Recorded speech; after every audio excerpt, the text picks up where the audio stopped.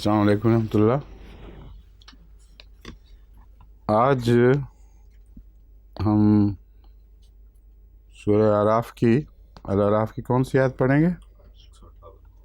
158 والی، 198، 98 نہیں، 58ویں۔ اعوذ باللہ من الشیطان الرجیم، بسم اللہ الرحمن الرحیم۔ الذين يتبعون الرسول النبي الأمي الذي يجدونه مكتوبا عندهم في التوراة والإنجيل يأمرهم بالمعروف وينهاهم عن المنكر ويحل لهم الطيبات ويحرم عليهم الخبائث ويضع عنهم إصرهم والأغلال التي كانت عليهم فالذين آمنوا به وعزروه ونصروه واتبعوا النور الذي ينزل معه أولئك هم المفلحون۔ قل يا أيها الناس إني رسول الله إليكم جميعا الذي له ملك السماوات والأرض لا إله إلا هو يحيي ويميت فآمنوا بالله ورسوله النبي الأمي الذي يؤمن بالله وكلماته واتبعوه لعلكم تهتدون۔ ومن قوم موسى أمة يهدون بالحق وبه يعدلون وقطعناهم 12 أسباطا أمما وأوحينا إلى موسى إذ استسقاه قومه أن اضرب بعصاك الحجر فانبجست منه 12 عينا قد علم كل أناس مشربهم وظللنا عليهم الغمام وأنزلنا عليهم المن والسلوى كلوا من طيبات ما رزقناكم وما ظلمونا ولكن كانوا أنفسهم يظلمون۔ وإذ قيل لهم اسكنوا هذه القرية وكلوا منها حيث شئتم وقولوا حطة وادخلوا الباب سجدا نغفر لكم خطيئاتكم سنزيد المحسنين۔ فبدل الذين ظلموا منهم قولا غير الذي قيل لهم فأرسلنا عليهم رجزا من السماء بما كانوا يظلمون۔ واسألهم عن القرية التي كانت حاضرة البحر إذ يعدون في السبت إذ تأتيهم حيتانهم يوم سبتهم شرعا ويوم لا يسبتون لا تأتيهم كذلك نبلوهم بما كانوا يفسقون۔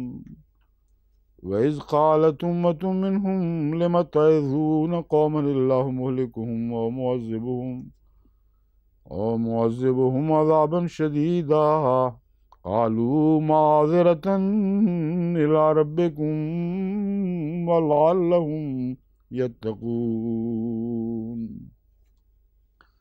فلما نسوا ما ذكروا به أنجينا الذين ينهون عن السوء وأخذنا الذين ظلموا بعذاب بئيس بما كانوا يفسقون۔ فلما عتوا عما نهوا عنه قلنا لهم كونوا قردة خاسئين۔ وإذ تأذن ربك ليبعثن عليهم إلى يوم القيامة من يسومهم سوء العذاب إن ربك لسريع العقاب وإنه لغفور رحيم۔ وقطعناهم في الأرض أمما منهم الصالحون ومنهم دون ذلك وبلوناهم بالحسنات والسيئات لعلهم يرجعون فخلف من بعدهم خلف ورثوا الكتاب يأخذون عرض هذا الأدنى ويقولون سيغفر لنا وإن يأتهم مرض مثله يأخذوه ألم يؤخذ عليهم ميثاق الكتاب ألا يقولوا على الله إلا الحق ودرسوا ما فيه والدار الآخرة خير للذين يتقون أفلا تعقلون والذين يمسكون بالكتاب وأقاموا الصلاة إنا لا نضيع أجر المصلحين وإذ نتقنا الجبل فوقهم كأنه ظلة وظنوا أنه واقع بهم خذوا ما آتيناكم بقوة واذكروا ما فيه لعلكم تتقون وإذ أخذ ربك من بني آدم من ظهورهم ذريتهم وأشهدهم على أنفسهم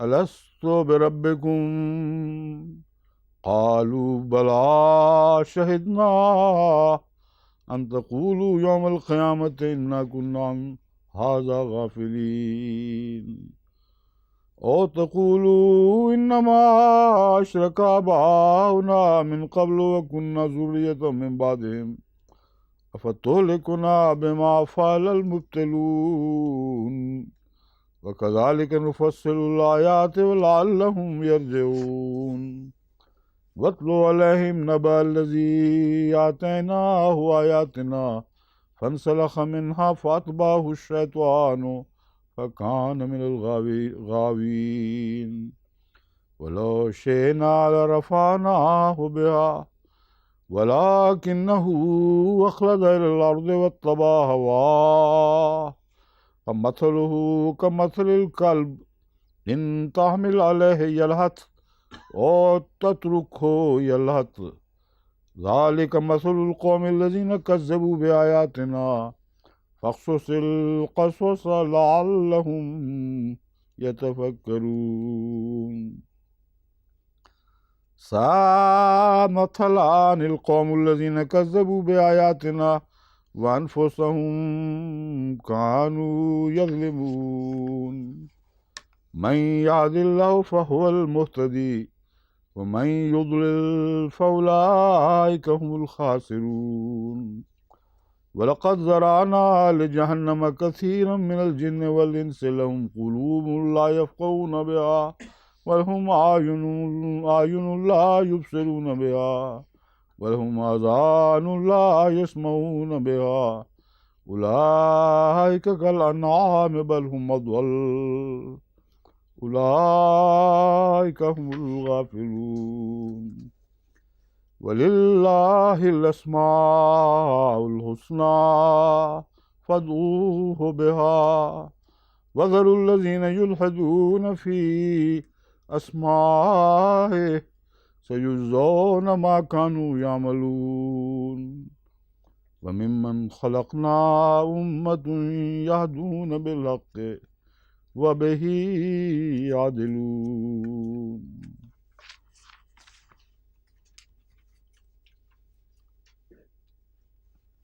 الذين يتبعون الرسول النبي الأمي الذي يجدونه مكتوبا عندهم في التوراة والإنجيل وہ لوگ جو اس نبی امی کی پیروی کرتے ہیں الذی یجدونہ مکتوبا عندہم جسے وہ اپنے پاس لکھا ہوا پاتے ہیں فی التوراۃ والانجیل تورات میں بھی اور انجیل میں بھی جس کا ذکر وہ الرسول النبی الامی کے طور پر تورات میں اور انجیل میں لکھا ہوا پاتے ہیں۔ یہاں الذین شروع میں تو یوں لگتا ہے جیسے عام ہے ہر وہ شخص، لیکن چونکہ اہل کتاب کا ذکر چل رہا ہے اور بعد میں یہ بھی ہے کہ عندہم اپنے پاس لکھا ہوا پاتے ہیں، تو الذین عام نہیں بلکہ خاص ہے اس موقع پر کہ اہل کتاب میں سے وہ لوگ جو اس نبی کی پیروی کرتے ہیں جو رسول اور نبی ہے، اور جسے وہ اپنے پاس تورات اور انجیل میں لکھا ہوا پاتے ہیں، یامرہم بالمعروف وینہاہم عن المنکر، وہ انہیں اچھی باتوں کا حکم دیتا ہے اور بری باتوں سے روکتا ہے، ویحل لہم الطیبات، اور ان کے لیے پاکیزہ چیزیں حلال قرار دیتا ہے، ویحرم علیہم الخبائث، اور ان پر خبیث ناپاک چیزیں حرام قرار دیتا ہے، وَيَضَعُ عَنْهُمْ إِصْرَهُمْ، اور ان سے ان کے بوجھ اتار دیتا ہے، وَالْأَغْلَالَ الَّتِي كَانَتْ عَلَيْهِمْ، اور وہ طوق بھی جو ان پر تھے، فَالَّذِينَ آمَنُوا بِهِ، بس وہ لوگ جو اس پر ایمان لے آئیں، وَعَزَّرُوهُ، اور اس کی عزت کریں، وَنَصَرُوهُ، اور اس کی مدد کریں، وَاتَّبَعُوا، اور پیروی کریں، النور الذی انزل معہ، اس نور کی جو اس کے ساتھ اتارا گیا ہے، اولئک ھم المفلحون، یہی وہ لوگ ہیں جو کامیاب ہونے والے ہیں۔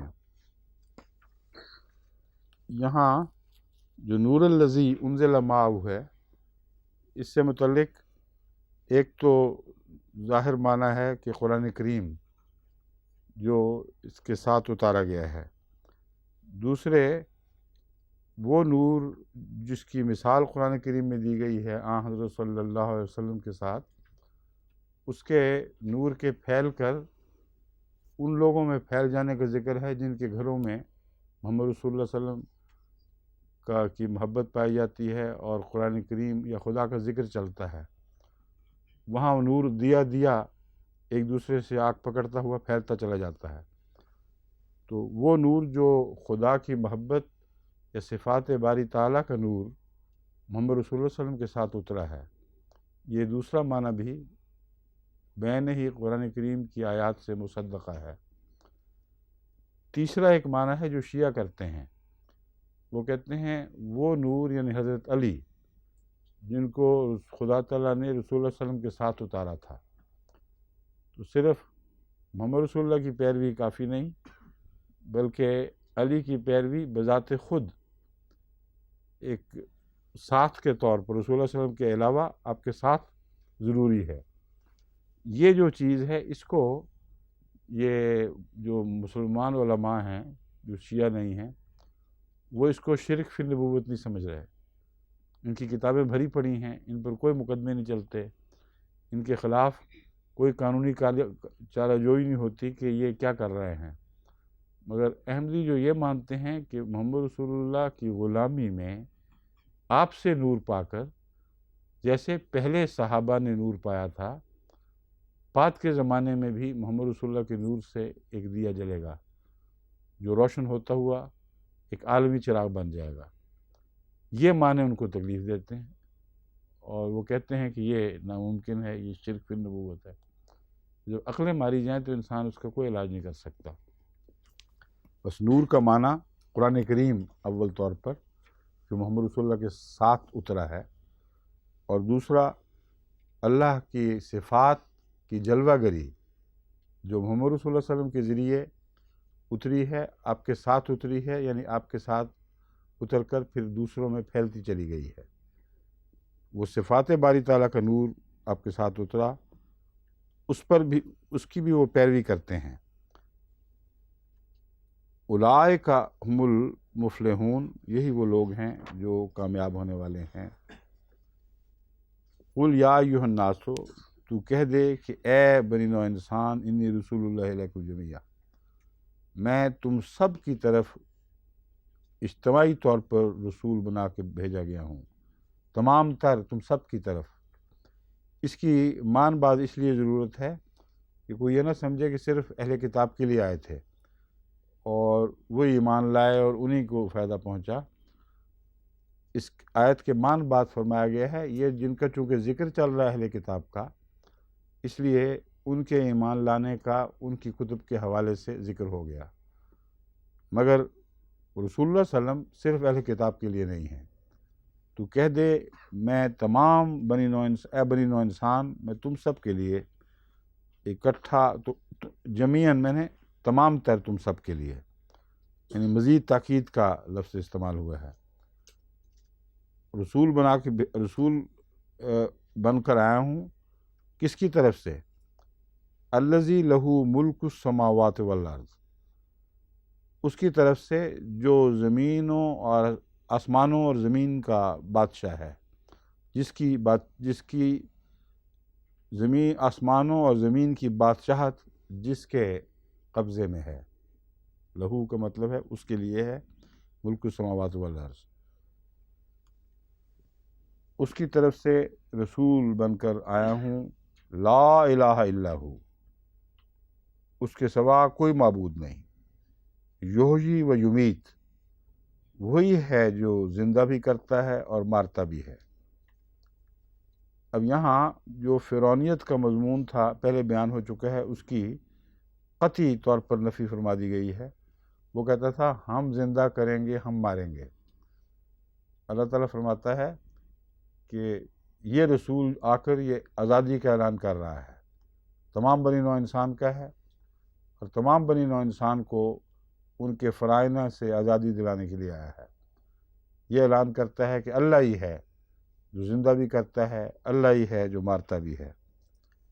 فآمنوا باللہ، بس اللہ پر ایمان لے آؤ، ورسولہ النبی الامی الذی، اور اس رسول پر، اس نبی پر، رسول ہے نبی، اس نبی رسول پر جو امی ہے، جو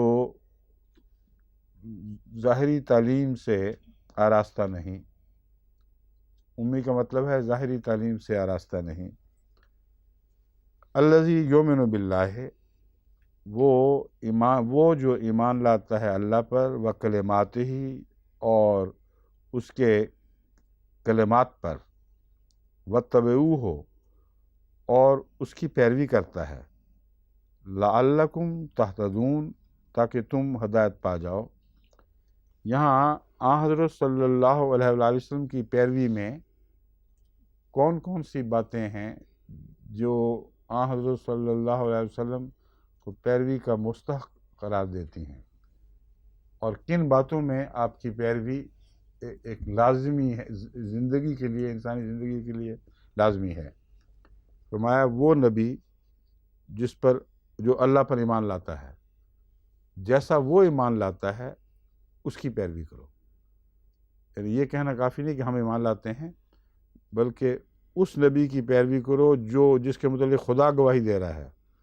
آمنوا باللہ ورسولہ النبی الامی الذی یؤمن باللہ، اس نبی پر ایمان لاؤ جو اللہ پر ایمان لاتا ہے، وکلماتہ ہی، اور اس کے کلمات پر ایمان لاتا ہے۔ یعنی اپنے ایمان کو محمد رسول اللہ کے ایمان کے تابع کرو، واتبعوہ، اور تمام باتوں میں اس کے پیچھے چلو، لعلہم تہتدون، تاکہ تم ہدایت پا جاؤ۔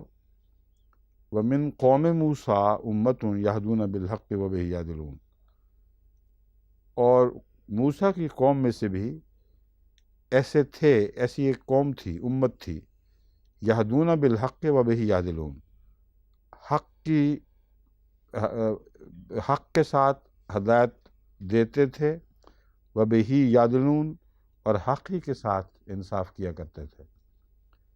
ایک تو یہ معنی ہے ماضی میں، کیونکہ اب واپس ان کی طرف لوٹا جا رہا ہے، بیچ میں حضرت صلی اللہ علیہ وسلم کا ذکر فرما کر اب پہلے مضمون کی طرف، ان کی قوم کی طرف لوٹا جا رہا ہے۔ اس میں ایک حاضر کا ترجمہ بھی ہو سکتا ہے، ماضی کا بھی ہو سکتا ہے۔ حاضر ان معنوں میں کہ ابھی ذکر گزرا ہے کہ اہل کتاب میں سے ایسے ہیں جنہوں اپنے پاس محمد رسول اللہ صلی اللہ علیہ وسلم کا ذکر لکھا ہوا دیکھتے ہیں، ایمان لاتے ہیں۔ تو فرمایا کہ اس کا مطلب یہ ہے کہ قوم موسیٰ میں سے بھی ایسے ہیں جو حق کے ساتھ ہدایت پا جاتے ہیں یا ہدایت دیتے ہیں، وَبِهِ یعدلون، اور اسی سے حق کے ساتھ ہی عدل کرتے ہیں، انصاف کرتے ہیں۔ اس معنی میں صرف دو ایک قسم کے اشتباہات رہ جاتے ہیں۔ اول یہ کہ قوم موسیٰ کا ذکر ہے، جبکہ اہل کتاب میں تو سارے آ جاتے تھے، اور کتاب میں تورات کا بھی ذکر ہے لکھا ہوئے کا، اور انجیل میں بھی ذکر ہے لکھے ہوئے کا، تو قوم موسیٰ کیوں فرمایا گیا ہے پھر یہاں؟ اسی وجہ سے پہلا ترجمہ میں نے ماضی میں ہی کیا تھا، لیکن اگر حال میں ایک ترجمہ کرنا ہو تو اس پہلو سے ہو سکتا ہے کہ حضرت موسیٰ کی قوم دراصل مسیح کو ماننے والے بھی تھے، اور انہوں نے کسی الگ ملت کی بنیاد نہیں ڈالی تھی۔ بس جب شرعی نبی کی بات ہو رہی ہو تو حضرت عیسیٰ کی قوم بھی موسیٰ ہی کی قوم ہے، بس اس پہلو سے یہ فرمایا گیا ہے۔ چنانچہ جو پہلا ذکر تھا جہاں تفریق کی گئی ہے، اس کی وجہ یہ ہے کہ وہاں شریعت کی بات نہیں ہو رہی، وہاں پیشگوئیوں کی بات ہو رہی ہے۔ وہاں انجیل کو ایک الگ شریعت کے طور پر پیش نہیں فرمایا، بلکہ انجیل کو آن حضرت صلی اللہ علیہ وآلہ وسلم کی ایک اور انداز سے پیشگوئی کرنے والے صحیفے کے طور پر پیش فرمایا ہے۔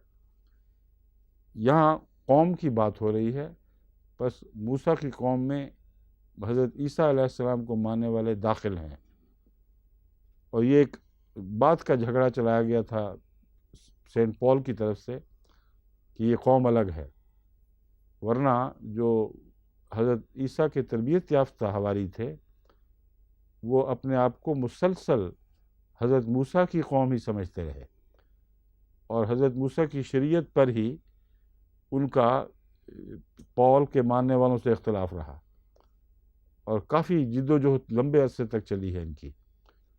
پھر وہ جو اس بات پر قائم رہے وہ فرقے الگ ہو گئے، وہ نصارہ کہلائے، اور جو دوسرے ہیں سینٹ پال کو ماننے والے وہ کرسچن کہلائے۔ تو یہ جو فرق ہے اس کو ملحوظ رکھیں تو قوم موسیٰ میں لازماً عیسائی بھی داخل ہیں۔ وہ حق اور یعدلون کا دوسرا معاملہ ہے۔ یعدلون حق کے ساتھ، یعدل کا کیا مطلب؟ عدل اور حق تو ایک دوسرے کے ساتھ ایسا جوڑ رکھتے ہیں جیسے چولی دامن کا ساتھ ہو، ایک دوسرے بغیر ہو ہی نہیں سکتا۔ تو حق کے ساتھ کیا عدل کرتے ہیں؟ حضرت موسیٰ اور محمد رسول اللہ صلی اللہ علیہ وسلم کے درمیان وہ حق کے ساتھ توازن کرتے ہیں، اور جب حق کے ساتھ توازن کیا جائے تو معلوم ہوتا ہے کہ دونوں ہی خدا کی طرف سے بھیجے ہوئے، دونوں کی شریعتیں اللہ کی طرف سے اتری ہیں۔ بس یہاں حق بمعنی سچائی پر قائم رہتے ہوئے توازن کرتے ہیں۔ یعدلون کا معنی ہوگا تولتے ہیں۔ کیوں جی، عدلہ کا معنی ایک تولنے کے بھی ہیں کہ نہیں؟ محمد صاحب آپ ماہر فن میں آپ بتائیں۔ یعدلون جو مضمون ہے تولنے کا اور رچنے کا، ادھر سے نکلا ہے جو چھٹ کا ایک حصہ ہوتا ہے، اسی سے پھر تولنے کے معنی ہے، وہی بنے گا۔ یہ یہاں بمعنی مگر اگر صرف انصاف کیا جائے تو پھر یہ تعجب ہوتا ہے کہ انصاف تو ہوتا ہی حق کے ساتھ ہے، انصاف کو حق کے بغیر ممکن ہی نہیں ہے۔ تو بالحق کے یعدلون سے مراد جو دو پلڑے ہیں ان کے لیے، ایک پہلی شریعت کا اور دوسری شریعت کا، ان کے درمیان حق کے ساتھ تولتے ہیں، جس کا نتیجہ ہے کہ دونوں خدا کی طرف سے ہونے کے لحاظ سے برابر پائے جاتے ہیں، اور پھر وہ فرق نہیں کر سکتے، ایک کو دوسرے پر ترجیح نہیں دیتے، اس لیے کہ ایک شریعت موسیٰ پہ اتری، دوسری محمد رسول اللہ پر اتری۔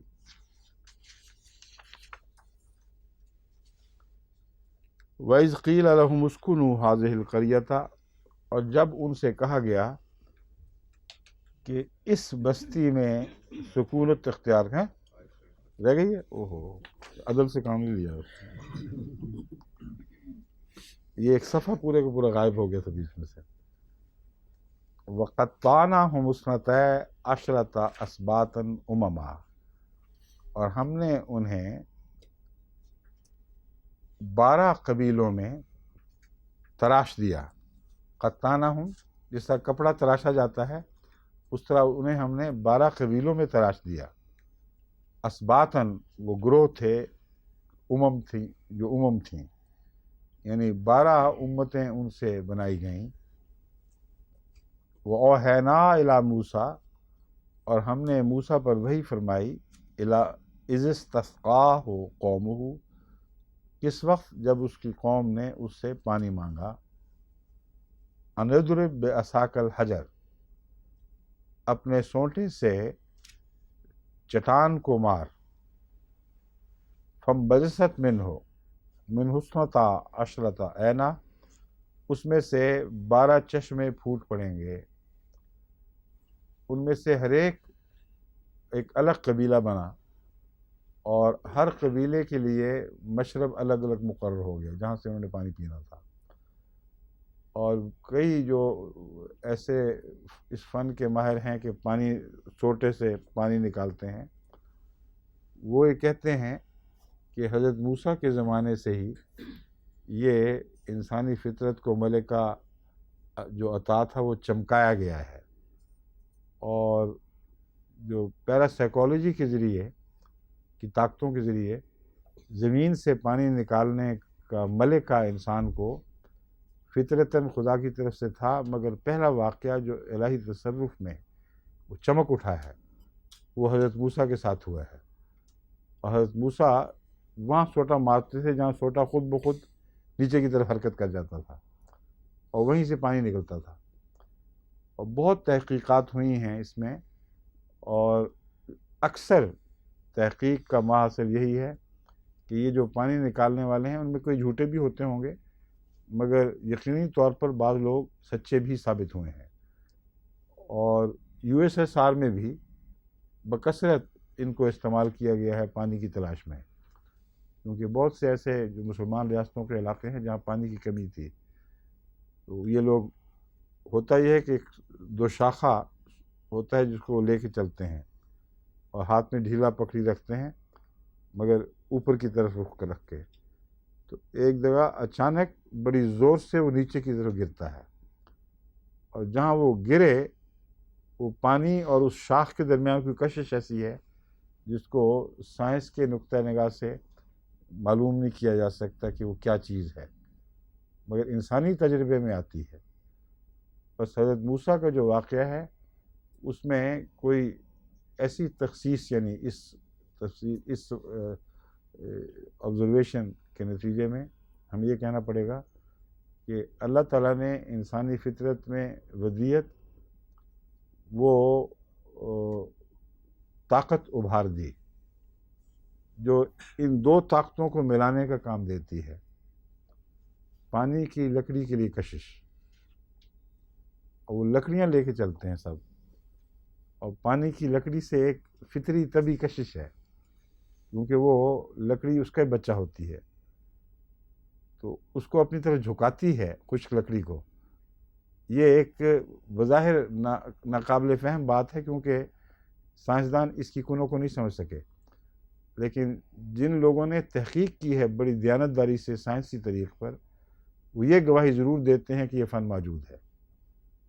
اور اس کا آغاز میں یہ آپ کو بتا رہا ہوں حضرت موسیٰ سے پہلے کوئی معلوم نہیں ہے. بس حضرت موسیٰ علیہ السلام کو جو اللہ نے وحی فرمائی تھی کہ سوٹا مار، تو کہاں ماریں یہ پتہ نہیں چلتا تھا نا ویسے. تو حضرت موسیٰ اپنی جس طرح کی سادہ طبیعت تھی چھوٹا لے کے چل پڑے ہیں، جہاں جھکتا تھا وہیں مار دیتے تھے اور وہیں سے پانی پھوٹ پڑتا تھا.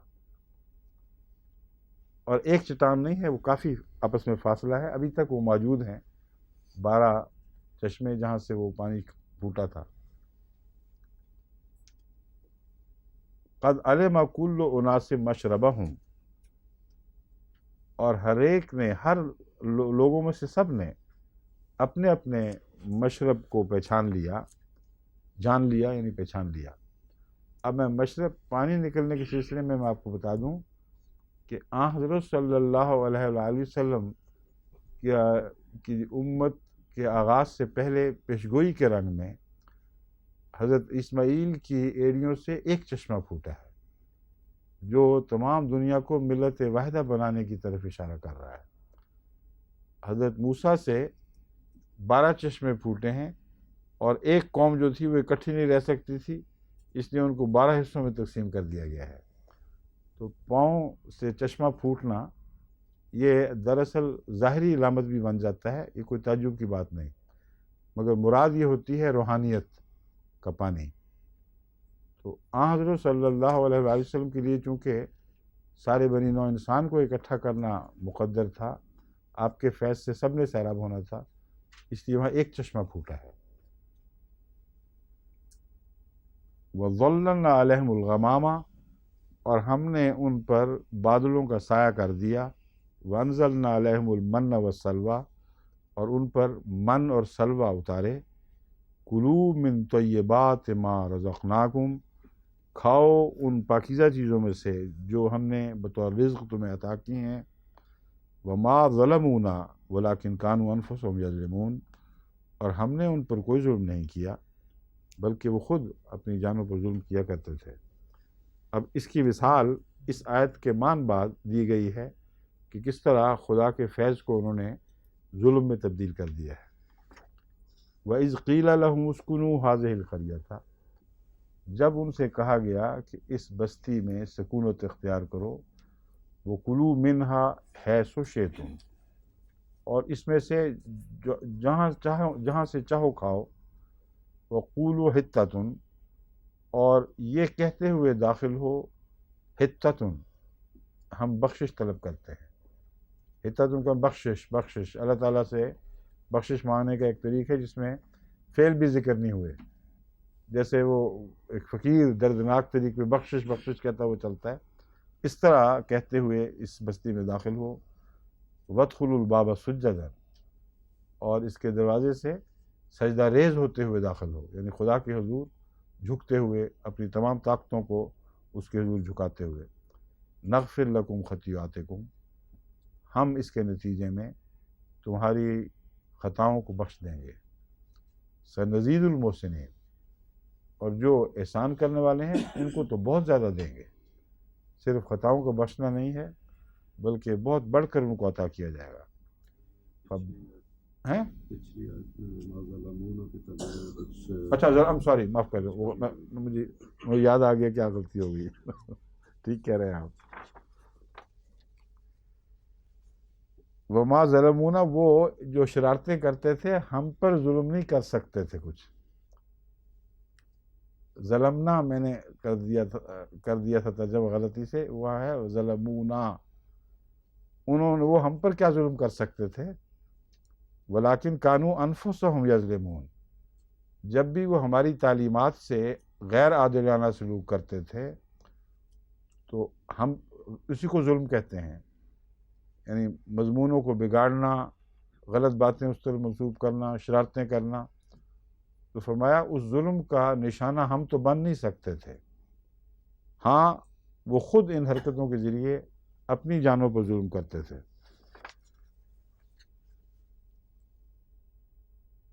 اور میں بڑی دیر کے بعد بتایا، اسی وقت بتا دینا چاہیے تھا۔ ان کو بھی ایک دفعہ لکھواتے ہوئے یہ غلطی مجھ سے ہوئی تھی، تو انہوں نے صرف یوں کر کے دیکھا تو مجھے سمجھ آ گیا کہ ہاں پتہ لگ گیا۔ ماجد صاحب مجھ سے ترجمہ لکھتے ہیں، بڑے ہوشیار ہیں اس معاملے میں، لکھتے لکھتے جہاں رک جاتے ہیں نا، یوں کہتے ہیں، میں اسی وقت سمجھتا ہوں کہ بات ہو گئی ہے، واپس جاؤں تو پتہ چل جاتا ہے۔ اچھا، اب یہاں فَبَدَّلَ الَّذِينَ ظَلَمُوا مِنْهُمْ قَوْلًا غَيْرَ الَّذِي قِيلَ لَهُمْ، یہ ظلم کی مثال ہے۔ بس وہ لوگ جنہوں نے ظلم کیا، بدل الذین، انہوں نے تبدیل کر دیا، قولاً غیر الذی قیل لہم، قول کو جو ان کے لیے کہا گیا تھا ایسے قول میں جو نہیں کہا گیا تھا۔ جو ہدایت ان کو دی گئی تھی یہ کہو، اس کی بجائے انہوں نے ایک اور کچھ کہنا شروع کر دیا۔ وہ کیا تھا؟ حتتن، بخشش کہتے ہوئے داخل ہو۔ اس کی بجائے انہوں نے کیا کہا؟ ہنتتن، اور ناک سے بول بول کے جس طرح ہنتن کہتے ہیں نا، اور وہ ہنتن کہنا شروع کر دیا، گندم گندم. بہت طبیعت میں شرارت بڑی تھی، اور اللہ تعالیٰ کے کلام سے بھی اب باز نہیں آتے تھے شرارت کرنے سے. ان کو پہلے بھی یہ جھگڑا چل چکا تھا کہ ہمیں تو گندم شندم اس قسم کی چیزیں کھلاؤ، یہ کیا آسمان سے ہمارے لیے مصیبت ڈالی ہوئی ہے، اوپر سے من سلوا اتر رہا ہے، تنگ آ گئے کھا کھا کے. تو انہوں نے کہا ہاں اب موقع ملے گا، شہر میں داخل ہو رہے ہیں، گندم کھائیں گے گندم کھائیں گے. تو ہتاتون کی بجائے ہنتاتون کہتے ہوئے داخل ہوئے. اس کی جزا خدا نے کیا دی؟ فَأَرْسَلْنَا عَلَيْهِمْ رِجْزًا مِّنَ السَّمَاءِ. پہلے من سلوا اتارا کرتے تھے، یہ من سلوا کی ناقدری تھی ان کی. تو ہم نے کہا کہ اتارنا تو ہمارے بس میں ہے، اگر وہ قبول نہیں تھا، گندم ہی کی تمنا تھی، تو آسمان سے اب ہم تمہارے لیے عذاب اتاریں گے. بس ہم نے آسمان سے ان پر عذاب اتارا، بما کانوا یظلمون، اس وجہ سے کہ وہ ظلم کرتے تھے. انہوں نے خود ہی ہماری نعمت کو عذاب سمجھا اور ہمارے بخشش کے مضمون کو بدل کر ایک فضول مضمون میں تبدیل کر دیا، اس لیے بخشش کے مستحق نہ رہے. اور جو پہلی خطائیں معاف ہو رہی تھیں ان کی سزا کا وقت آیا، اور سزا بھی ایسی برمحل کہ آسمان سے جو رحمتیں اترتی تھیں ان کی ناشکری کر کے پھر سزا کے مستحق بن گئے، مستوجب بن گئے، مگر یہ اس ظلم کے نتیجے میں ہوا سب کچھ.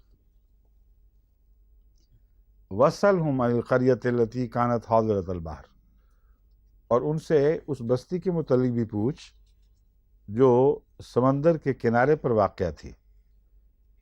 اِذْ يَعْدُونَ فِي السَّبْتِ، جب وہ سبت کے معاملے میں تجاوز کیا کرتے تھے، یعنی عدل سے ہٹ جاتے تھے، غلط ناانصافی کا طریقہ اختیار کرتے تھے.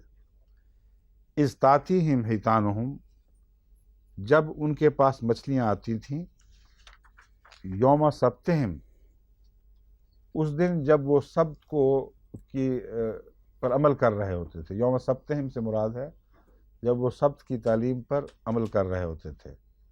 شرعان، وہ یعنی گروہ در گروہ یا جھنڈ در جھنڈ، مچھلیاں اکثر جھنڈوں میں ہی پھرتی ہیں، تو شرعان کا مطلب ہے جھنڈ در جھنڈ ان کے پاس آتی تھیں.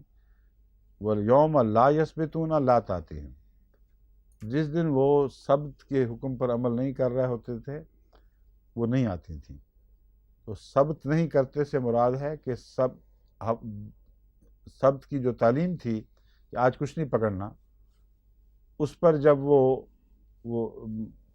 نا عمل کرنے کے دن ہوتے تھے، یعنی ہفتے کے علاوہ دوسرے دن ہوا کرتے تھے، اس کو لا یسبتون فرمایا ہے. یعنی وہ تمام دن جن میں ان پر سبت کی تعلیم لاگو نہیں ہوتی تھی، ان دنوں میں تو مچھلیاں خوب ان کے پاس آیا کرتی تھیں.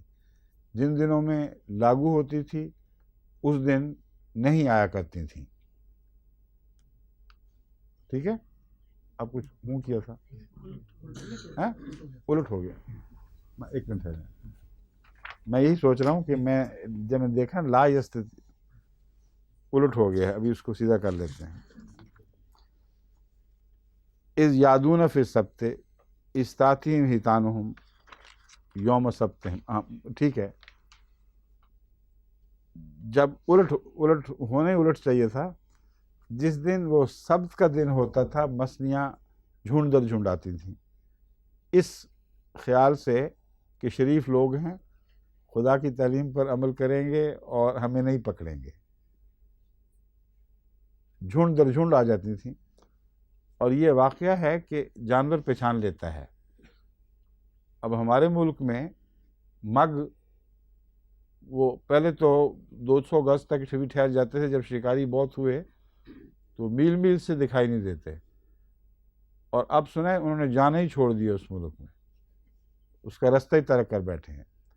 یہی حال مرغابیوں کا ہوا ہے. اور یہاں مگ کو ہم اپنے ہاتھ سے روٹی کھلاتے ہیں، وہ آتا ہے اپنے ہاتھ سے روٹی پکڑتا ہے، اپنے منہ چونچ سے روٹی پکڑتا ہے، کوئی خوف نہیں کرتا. اس لیے کہ خدا نے جانوروں میں بھی یہ سرشت رکھ دی ہے کہ دوست اور دشمن کی پہچان کر لیتے ہیں. انسان نہیں کر سکتا پاگل. وہ بعض دفعہ دوست کو دشمن بنا لیتا ہے، دشمن کو دوست سمجھ لیتا ہے. تو مچھلیوں کو دیکھیں، ان کے اندر ان کو پتہ تھا کہ عین 7ویں دن یہ لوگ رک جائیں گے، لیکن ان کا نہیں نا پتہ تھا مچھلیوں کو. انسانوں کو پتہ تھا، لیکن وہ تو انسان نہیں تھے، انسان سے گر چکے تھے. پھر وہ کیا کرتے تھے؟ وہ یوم لا یثبتون لا تاتیہم، اور جب وہ سبت کے دن سبت نہیں کر رہے ہوتے تھے، یعنی ہفتے کے باقی دن جب ان پر پابندی نہیں تھی، اس وقت وہ نہیں آیا کرتی تھی. ان کو پتا تھا کہ پکڑی جائے گی. کذالک نبلوہم بما کانوا یفسقون، اسی طرح ہم انہیں آزماتے تھے اس وجہ سے کہ وہ بد کردار لوگ تھے. ان کی آزمائش ضروری تھی. جو نیک لوگ ہوں ان کی اور طرح کی آزمائشیں ہوتی ہیں، بد کردار لوگوں کے سامنے بار بار امتحان آتے ہیں تاکہ ان کو پتہ چل جائے کہ ہم ناکام ہوئے ہیں. وَإِذْ قَالَتْ أُمَّةٌ مِّنْهُمْ لِمَ تَعِظُونَ قَوْمًا اللَّهُ مُهْلِكُهُمْ أَوْ مُعَذِّبُهُمْ عَذَابًا شَدِيدًا، اور جب ان میں سے ایک قوم نے، ایک امت نے، یعنی ایک گروہ نے یہ کہا، لِمَ تَعِظُونَ قَوْمًا اللَّهُ مُهْلِكُهُمْ أَوْ مُعَذِّبُهُمْ عَذَابًا شَدِيدًا، تمہیں کیا ضرورت پڑی ہے کہ ایسی قوم کو نصیحت کرتے ہو جن کو اللہ ہی ہلاک کرے گا یا وہی عذاب دے گا، بہت سخت عذاب، جب چاہے گا جیسے چاہے گا. مطلب یہ ہے کہ تم ان کو نصیحت کیوں کرتے پھرتے ہو؟ مراد یہ ہے کہ ہر وہ شخص جس کو نصیحت کی جاتی ہے وہ یہ کہتا ہے کہ تم تو ہمارا کچھ نہیں بگاڑ سکتے، اگر عذاب دینا ہے آپ ہی کہتے ہو کہ اللہ دے گا، تو اللہ دے گا تو تمہیں کیا مصیبت پڑی ہے؟ تم ہمیں کیوں نصیحتیں کرتے پھرتے ہو؟ اپنا رستہ لو، جواب ہم خدا کو آپ بھی دے دیں گے. یہ عام انسانی دستور ہے.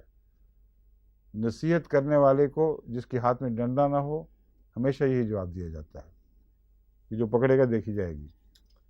تو یہ وہ جواب دیتے تھے کہ تم کیوں خام خواہ اپنے آپ کو مصیبت میں ڈالے ہوئے ہو؟ اللہ نے پکڑنا ہوگا تو پکڑے گا، عذاب دینا ہوگا عذاب دے گا. قالوا معذرۃ الی ربکم ولعلہم یتقون، وہ انہوں نے یہ کہا کہ تمہارے رب کے حضور اعتذار کے طور پر ہم جو نصیحت کرتے ہیں اپنے آپ کو بچانے کے لیے نصیحت کر. ایک وجہ یہ ہے کہ خدا کے کو ہمارے خلاف یہ عذر نہ ملے کہ ہم قوم کی بہبود سے غافل رہے تھے، اور خدا ہمیں اس بات سے معذور سمجھے کہ ہماری غفلت کی وجہ سے یہ قوم برباد ہو رہی ہے. جتنا ہمارا فرض تھا وہ ہم ادا کر دیں تاکہ اللہ کے حضور سرخرو ٹھہریں اور خدا سمجھے کہ یہ بری الذمہ ہیں. یہ معنی ہے معذرتاً الی ربکم، مخاطب کر کے ان کو فرمایا ہے، کہا گیا ہے الی تمہارے رب کی طرف معذرت کے طور پر. اب دیکھیں ضمیروں کا اختلاف ہو گیا ہے یہاں، اور پھر دوبارہ ہوگا. یہ وہ بات ہے جس کو سمجھ لینا چاہیے. اذ قالت امتن، یہ غائب میں مضمون چل رہا ہے، منہم، ان میں سے. انہوں نے کیا کہا تھا؟ لما تعظون قوما اللہ، انہوں نے مخاطب کر کے کہا تھا کہ تم کیوں ایک ایسی قوم کو ہدایت دیتے ہو جن کو خدا تعالیٰ ہلاک کر دے گا. اب ان کو مخاطب کر کے جواب دیا گیا ہے معذرتاً الی ربکم، تمہارے رب کے حضور اعتذار کے طور پر. اور چونکہ وہ دراصل جو کہنے والے ہیں وہ اور لوگ ہیں، جن لوگوں کے متعلق کہا جا رہا ہے وہ اور لوگ ہیں، اس لیے وَلَعَلَّهُمْ يَتَّقُونَ کہہ دیا ہے. اس آیت سے معلوم ہوتا ہے کہ یہاں بہانہ خور لوگ نہیں ہیں، بلکہ کچھ نیک لوگوں میں سے ایک گروہ ہے جو اس فلسفے کو نہیں سمجھتا. جو بہانہ خور لوگوں کا مضمون ہے وہ الگ جگہ بیان ہوا ہے. یہاں جو مضمون ہے ضمائر کے اختلاف کی وجہ سے یوں سمجھ آتا ہے کہ نیک لوگوں میں سے بھی کچھ سادہ لوگ ہوتے ہیں جن کو اس بات کا فلسفہ سمجھ نہیں آتا، اور جماعت میں بھی موجود ہیں وہ کہتے ہیں اللہ ان کو آپ ہی پکڑے گا، ہمیں کیا ضرورت ہے اس مصیبت میں مبتلا ہونے کی۔ اللہ تعالیٰ جواب دیتا ہے کہ ضروری ہے، وہ ان کو جواب دیتے ہیں کہ دو حکمتیں ہیں۔ ایک یہ کہ ہمارے سپرد خدا تعالیٰ نے نصیحت کا کام کیا ہے، اگر ہم نصیحت نہیں کریں گے تو خود ہم پکڑے جائیں گے، ہم خدا کے حضور بری ذمہ نہیں ہو سکتے۔ دوسرے وَلَعَلَّهُمْ يَتَّقُونَ، تم تو ہم کہتے ہو نا کہ خدا ان کو پکڑ لے گا، چھوڑ دو ان کو، ہمیں تمنا ہے کہ تقوی اختیار کر جائے، اس لیے نصیحت بیکار بھی نہیں جاتی، ہو سکتا ہے وہ تقوی اختیار کریں۔ فلما نسوا ما ذکروا بہ، پس جب انہوں نے بھلا دیا اس بات کو جس کی ان کو نصیحت کی گئی تھی، انجینا الذین ینہون عن السوء، ہم نے نجات دے دی ان لوگوں کو، ینہون عن السوء، جو برائی سے روکا کرتے تھے، منع کیا کرتے تھے لوگوں کو۔ دو لفظ ہیں، ینہونا و ینعونا۔ ینہونا کا مطلب ہوتا ہے نہا، کسی کو روک دینا۔ ینعونا نا سے نکلا ہے، یعنی کسی چیز سے رک گیا، تو نہا کا مطلب ہے منع کیا، نا کا مطلب ہے رک گیا۔ قرآن کریم نے دونوں بھی اکٹھے استعمال فرمائے ہیں، یہاں ینہونا کا ذکر ہے صرف۔ الذین ینہون عن السوء، ہم نے ان لوگوں سے عذاب کو ان لوگوں کو برے وقت سے بچا لیا، بری پکڑ سے بچا لیا جو منع کیا کرتے تھے۔ وَأَخَذْنَا الَّذِينَ ظَلَمُوا، اور ان لوگوں کو پکڑ لیا جنہوں نے ظلم کیا، بِعَذَابٍ بَئِيسٍ، ایک بہت ہی سخت برے عذاب سے، بِمَا كَانُوا يَفْسِقُونَ، اس وجہ سے کہ وہ بدکار لوگ تھے اور بدکاریوں میں ملوث رہتے تھے۔ اس کا عذاب سے پکڑ لیا کی بجائے میں سمجھتا ہوں ایک اور ترجمہ بھی اردو میں شاید زیادہ مناسب ہو، ہم نے ایک سخت عذاب میں انہیں جکڑ لیا۔ اخذ میں پکڑ اور جکڑ دونوں باتیں شامل ہوتی ہیں، تو ہم نے ان کو ایک سخت عذاب میں جکڑ لیا اس وجہ سے کہ وہ بدکاریوں میں ملوث تھے۔ فلما عطوا عما نہوا عنہ، پس جب ان کو عطوا عما نہوا عنہ، جب انہوں نے ان معاملات میں سرکشی سے کام لیا، عطا یعنی سرکشی یا نافرمانی، عما نہوا عنہ، جن باتوں سے ان کو روکا گیا تھا، قلنا لہم کونوا قردۃ خاسئین، ہم نے ان سے کہا کہ ذلیل رسوا بندر ہو جاؤ۔ اب یہ جو بندر ہونے والا معاملہ ہے، یہ وہی جو میں پہلے کہا تھا کہ مچھلیاں تو بیچاری انسان سمجھ کے آتی تھیں، ان کو خیال تھا کہ انسان ہیں، بندے ہیں، بندوں والی باتیں کریں گے، مگر یہ بندر ہو چکے تھے اور تعلیمات پر ظاہری عمل کرتے تھے، بندر کی طرح نقال لوگ تھے۔ قردۃ خاسئین، رسوا اور ذلیل بندر ہو جاؤ کو یہ مطلب ہے کہ تم اعلیٰ حالت سے ادنا کی طرف لوٹ جاؤ، بندروں سے ترقی دے کر تمہیں انسان بنایا گیا تھا، صفات کے اعتبار سے تم بندر ہو چکے ہو، اس لیے تم نہ انسان کہلانے کے مستحق رہے ہو، نہ تم سے انسانوں والا سلوک کیا جائے گا۔ یہ ترجمہ ہے۔ غیر احمدی مولوی جو اس کا ترجمہ کرتے ہیں بعض تفاسیر کے حوالے سے، وہ یہ کہتے ہیں کہ اللہ تعالیٰ نے ان کو واقعتاً بندر بنا دیا تھا، اور اب یہ سوال ہے کہ کہاں بندر بنے تھے، پھر وہ بندر پہلے تو کیا آج کل جو بندر پائے جاتے ہیں ان میں کچھ یہود بندر بھی ہیں، کس طرح پہچانے جائیں گے؟ تو اس کا انہوں نے خود ہی ایک حل بنا لیا، ایک کہانی بنائی ہے جس کا کوئی ذکر نہیں ملتا، نہ قرآن میں نہ حدیث میں، اشارتاً بھی نہیں۔ کہانی یہ بنائی ہے کہ جس شہر میں ان کو یہ بھی پوچھا جاتا ہے نا پھر ان سے کہ کوئی تاریخی گواہی، اتنا بڑا واقعہ ہوا ہو تو تاریخی گواہی ہونی چاہیے کہ فلاں جگہ ایک قوم اچانک بندر بن گئی تھی، تو کہتے ہیں اصل میں اللہ تعالیٰ نے ان سب باتوں کا علاج پہلے سے کر لیا ہے کہ ہم نہ پکڑے جائیں۔ وہ علاج یہ کیا کہ ایک شہر میں دروازے بند کروا دیے، مقفل کر دیے، کوئی نہ اندر جا سکتا تھا نہ اس سے باہر نکل سکتا تھا۔ پھر ان کو بندر بنا دیا، پھر 3 دن تک وہ بندر وہاں ناشتے شور مچاتے رہے، اور پھر اچانک ان کو مار دیا۔ اور جب وہ قفل کھلے ہیں یا توڑے گئے ہوں گے تو اندر سے یا تو یہ نہیں بتاتے آگے کیا ہوا تھا، بندروں کی لاشیں ملی تھیں، یا جس طرح ڈین مرتی ہے تو چاہے خوبصورت عورت کی شکل میں ہو واپس پھر ڈین بن جاتی ہے۔ تو کیا ہوا تھا واقعہ؟ کیا وہ بندروں کی شکل میں ہی مردہ پائے گئے یا انسانوں کی طرف واپس شکل میں واپس لوٹ گئے تھے؟ یہ کہانی یہاں تک پہنچ کے کھڑی ہو جاتی ہے۔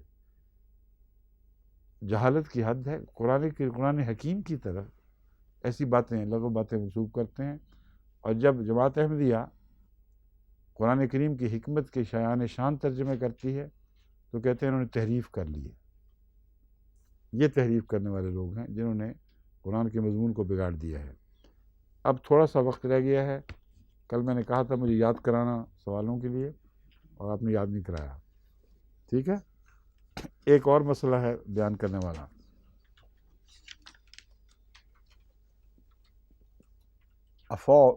افو کا ذکر پہلے گزر چکا ہے ایک آیت میں، اس میں جب ہم نے ان کو خوشحال بنا دیا، ان کو فراخی عطا فرما دی، پھر انہوں نے افو کیا، جب ہم نے اپنے جو غربت کا عذاب تھا وہ ان سے ہٹا دیا، پھر افو ہوئے وہ لوگ۔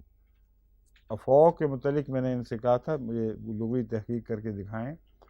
افو میں ایک معنی خوشحال ہونے کا بھی پایا جاتا ہے، ضرورت سے زیادہ رزق حاصل کرنے کا، جیسا کہ یسلون کا ماذا ينفقون قل العفو، تو اس کی تحقیق کی ہے۔ تو افو جب اس طرح بیان ہو تو اپنی ذات میں لازم کے طور پر امیر ہونے کے معنوں میں نہیں آتا، بلکہ بے اعتنائی کرنے کے معنی میں آ سکتا ہے، صرف نظر کرنے کے معنوں میں آ سکتا ہے۔ تو اس کا مضمون وہاں یہ بنے گا کہ جب ہم نے ان سے غربت کے عذاب کو ٹال لیا، خوشحال کر دیا، تو اس سے بے پرواہ ہو گئے، یعنی اس سے صرف نظر کیا، خدا کی اس نعمت سے صرف نظر کیا، یعنی بے پرواہ ہو گئے اور ناشکرے ہو گئے۔ دوسرا،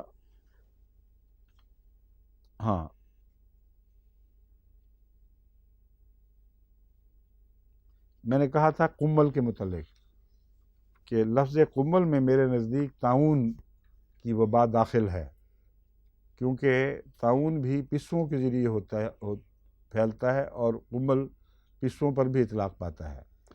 مومن صاحب نے تحقیق کی ہے اس کی، اور منجد اور الموجم الوسیط کے حوالے سے یہ ثابت کیا ہے کہ القملہ کہتے ہیں اونٹوں میں پڑنے والے چھوٹے چھوٹے کیڑوں کو، اور جمعہ القمل، القملہ تو کہتے ہیں انسان میں پڑنے والی جوؤں کو، اور اس کی جمع القملو آتا ہے، اس لیے وہاں جوئیں ترجمہ نہیں ہوگا بلکہ پسو ہوگا۔ وہی میں نے کیا تھا، جی ٹھیک ہے نا؟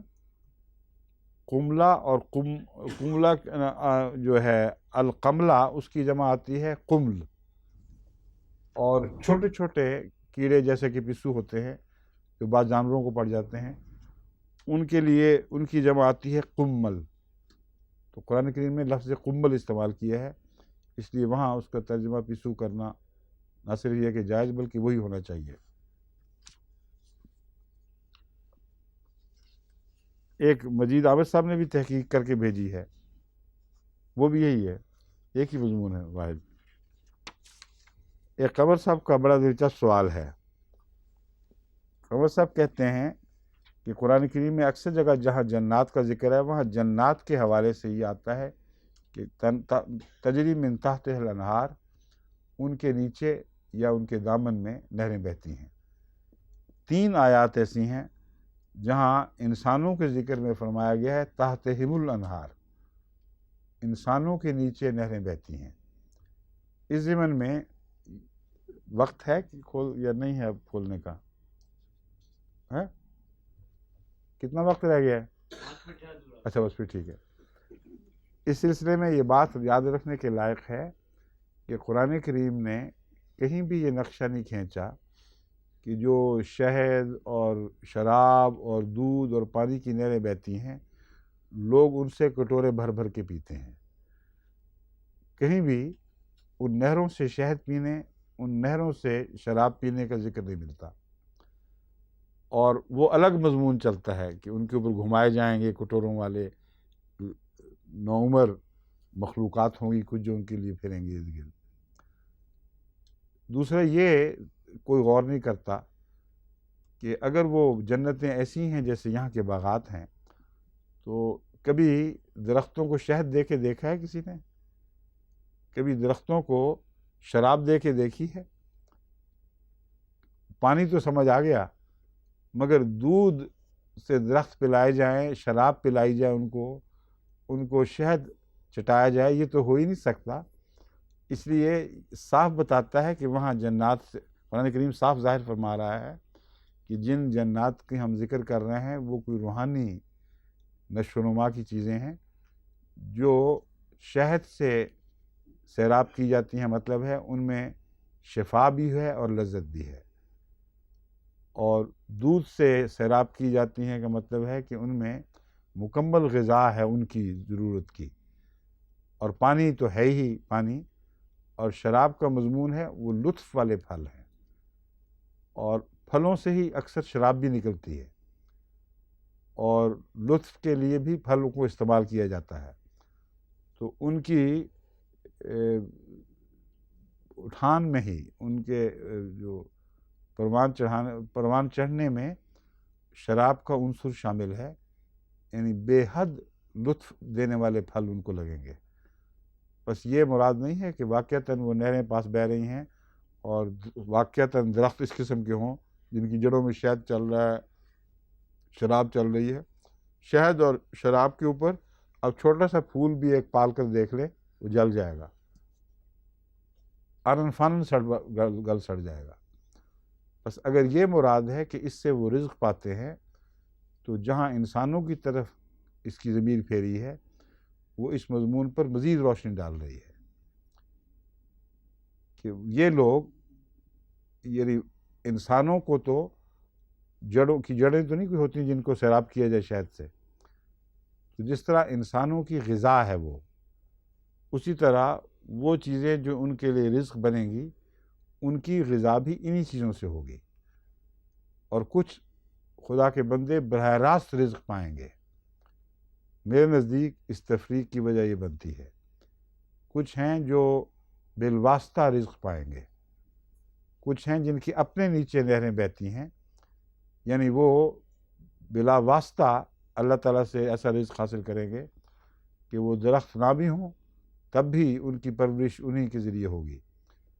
بس اہل جنت اپنی بقا کے لیے ان درختوں کے محتاج نہیں ہیں، وہ ایک ذریعہ ہے ان کی نشو و نما کا، مگر براہ راست اللہ تعالیٰ ان کی بقا کے لیے، ان کی نشو و نما کے لیے ویسے ہی سامان فرمائے گا جیسے دوسرے ذرائع سے ان کو ملتے ہیں۔